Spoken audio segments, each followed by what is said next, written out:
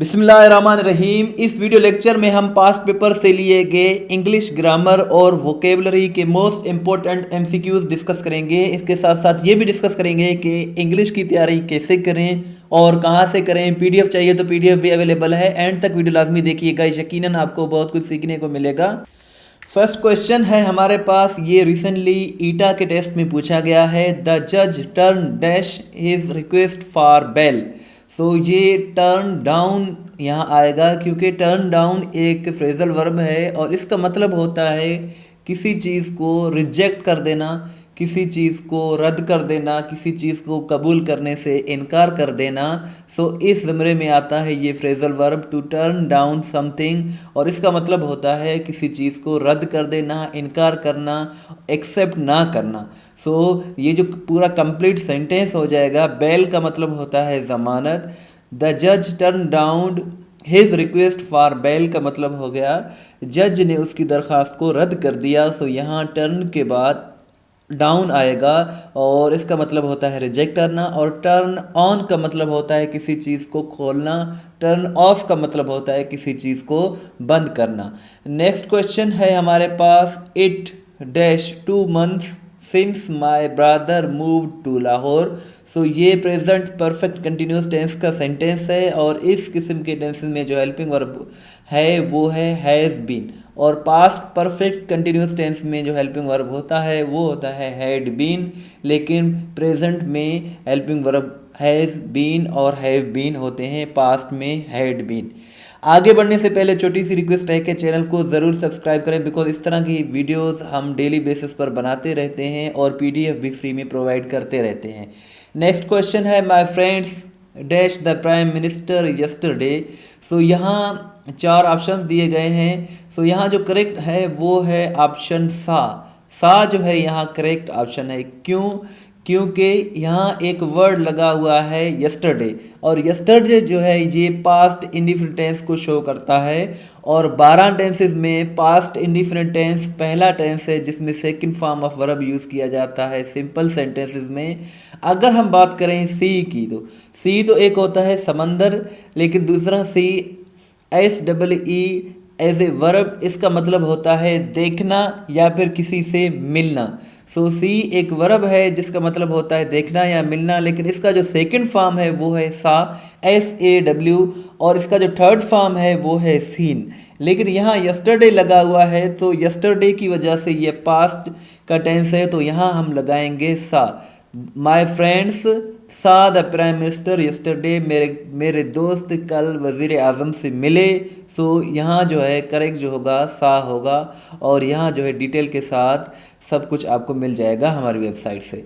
We wanted to stay longer but we were running dash of time. ये यहाँ जो है स्टे है STAY।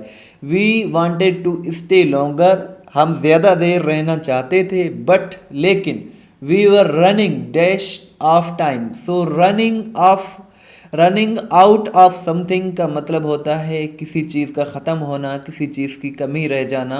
सो यहाँ जो करेक्ट होगा वो होगा रनिंग आउट। रनिंग आउट जो है यहाँ करेक्ट आंसर है इसका।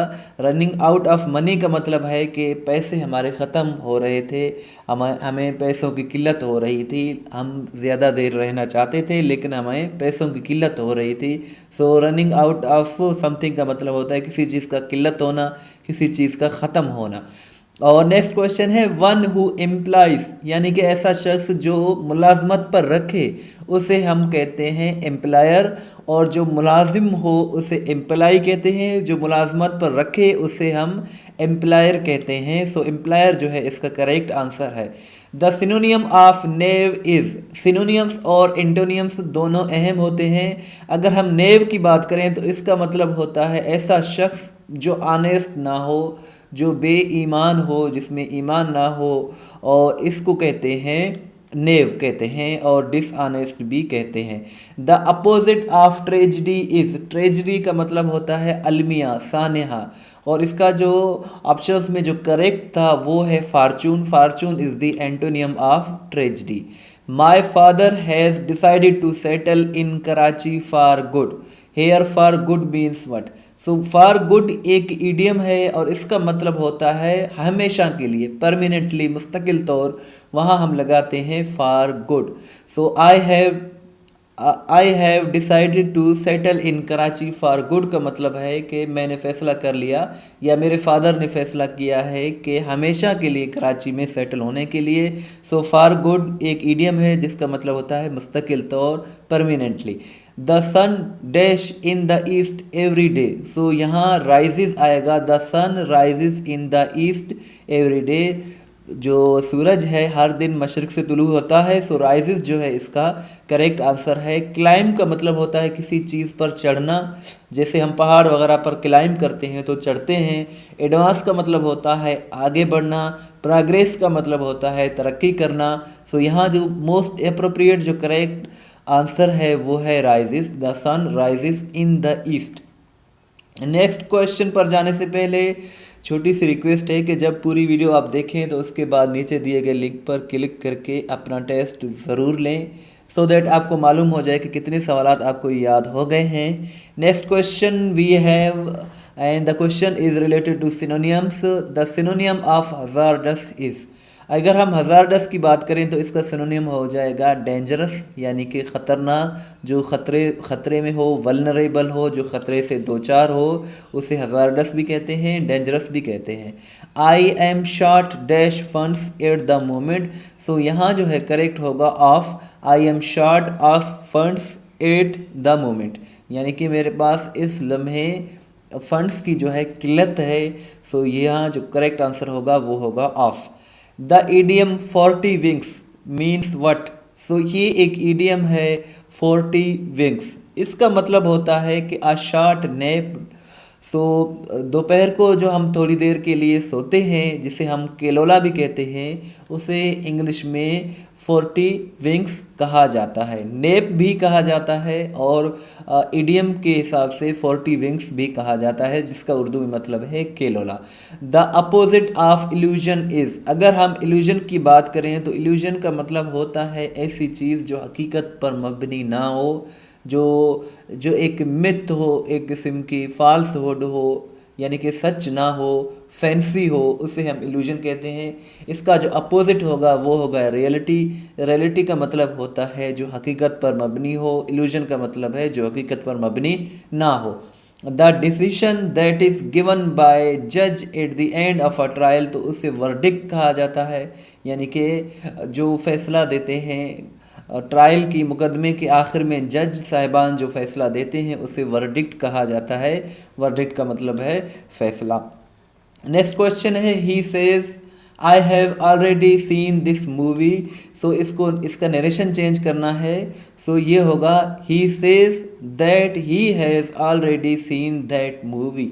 सो यहाँ जो है ये हैड में चेंज नहीं होगा, क्योंकि यहाँ जो है सेज है, ये जो है प्रेजेंट इंडिफरेंट टेंस में है, इसीलिए ये हैड में नहीं होगा, ये हैज़ का हैज़ ही होगा। यही इसका करेक्ट आंसर है। My elder brother came home after the sunset and had gone before sunrise. Find the error if any, यानी कि माय से लेकर सनराइज तक इस सेंटेंस में कोई अगर मिस्टेक है तो आप उसे ढूंढें, लेकिन इसमें मिस्टेक ज़रूर है। इसमें मिस्टेक ये है कि इस दा को, ये जो आर्टिकल दा है, इसे हमें रिमूव करने की ज़रूरत है। ये सेंटेंस इस तरह से सही होगा, my Elder brother came home after sunset and had gone before sunrise, क्योंकि कुछ ऐसे वर्ड हैं, सर्टेन वर्ड्स हैं, जैसे डान है, सनराइज है या सनसेट है, इनसे पहले आर्टिकल दा का यूज़ नहीं किया जाता। सो यहाँ दा को रिमूव करने की ज़रूरत है, फिर जाकर ये सेंटेंस करेक्ट हो जाएगा। नेक्स्ट क्वेश्चन है was she writing a letter. So इसका जो पैसिव बनेगा was a letter being written by him. So ये पास्ट कंटिन्यूस का है और ये इंटरोगेटिव क्वेश्चन है। सो यह पास्ट इंडिफरेंट, पास्ट कंटिन्यूस में जो हेल्पिंग वर्ब होता है पैसिव में वो बीइंग होता है, और थर्ड फॉर्म ऑफ वर्ब तो पैसिव में यूज़ होता ही होता है। उसके अलावा ज़रूरत के मुताबिक बाय का यूज़ भी किया जाता है। The girl said hurrah we have won the match. So ये नरेशन चेंज करना है। So the girl exclaimed with joy that she had won the match. So यहाँ जो है यहाँ हैव है, प्रेजेंट है, तो इसको हम पास्ट में लेकर जाएंगे क्योंकि यहाँ जो है यहाँ सैड है, सेज नहीं है। सो ये आपने डिफरेंस का ख्याल रखना है। सो इसका जो करेक्ट होगा, the girl exclaimed with joy that she had won the match, यही इसका करेक्ट आंसर है। The professor was highly dash with my essay. So impress आएगा, इम्प्रेस का मतलब होता है मुतासिर। सो जो प्रोफेसर थे वो बहुत ही ज़्यादा मेरे मजमून से इम्प्रेस थे, मुतासिर थे। सो इम्प्रेस जो है इसका करेक्ट आंसर है। Choose the correct spelling, millennium का स्पेलिंग पूछा गया था। सो मिलेनियम का जो करेक्ट स्पेलिंग है वो है MILLENNIUM, ये मिलेनियम का स्पेलिंग है। और what is the meaning of millennium, इसका आपने मुझे कमेंट सेक्शन में बताना है कि मिलेनियम का मतलब क्या है। आई होप कि आपको आता होगा answer. The synonym of appalling is, अगर हम अपॉलिंग की बात करें तो इसका मतलब होता है शॉकिंग, जो हैरान कर देने वाली चीज़ हो, जो हैरान कर दे, उसे अपॉलिंग भी कहते हैं और शॉकिंग भी कहते हैं। अब आपने क्या करना है, मैं डिस्क्रिप्शन में लिंक दे दूंगा, उस पर जब आप क्लिक करेंगे तो इस तरह आपके सामने ओपन हो जाएगा। यहाँ आप अपना टेस्ट ले सकते हैं, चाहे वो टेस्ट सिनोनियम्स के रिलेटेड हो या antonym, preposition, pair of words, active, passive, direct, indirect. यहाँ आपको हर किस्म के मिल जाएंगे इंग्लिश के रिलेटेड MCQs। और अगर आप अपनी इंग्लिश को इम्प्रूव करना चाहते हैं या फिर किसी भी टेस्ट की आप तैयारी कर रहे हैं इंग्लिश के हवाले से, तो ये वेबसाइट बहुत ही अच्छी वेबसाइट है। यहाँ आप अपना टेस्ट भी ले सकते हैं, अपने नोट्स भी बना सकते हैं और बहुत ही अच्छी तैयारी कर सकते हैं। यहाँ one word substitution, idiom and proverbs, vocabulary, noun क्या है, pronoun, verb, adverb, adjective, interjection, conjunction, spot the errors जो कि बहुत ही इंपॉर्टेंट टॉपिक है, फ्रेजल वर्ब्स मोस्ट इम्पॉर्टेंट है ये भी। इसके अलावा जो है एब्रीवेशंस हैं, कॉमन मिस्टेक्स हैं, ऐसे के रिलेटेड कंफ्यूजिंग वर्ड्स हैं। यहाँ करेक्ट यूजेज ऑफ आर्टिकल्स और स्पेलिंग के रिलेटेड, सिंटेक्स क्या है, टेंसेस, कंडीशनल सेंटेंसेस, और यहाँ आपको CSS के रिलेटेड भी MCQs मिल जाएंगे। सो ये बहुत ही अच्छी वेबसाइट है, आप इसे ज़रूर विज़िट करें। यहाँ अपना टेस्ट भी आप दे सकते हैं और अपनी इंग्लिश को इम्प्रूव भी कर सकते हैं। सो ये एक बहुत ही अच्छी वेबसाइट है। इसके अलावा आप इस वीडियो लेक्चर का जो PDF है वो भी डिस्क्रिप्शन से डाउनलोड कर सकते हैं। हमारे चैनल को ज़रूर सब्सक्राइब करें और इस वीडियो को शेयर भी करें। थैंक्स फॉर वाचिंग एंड अल्लाह हाफिज़।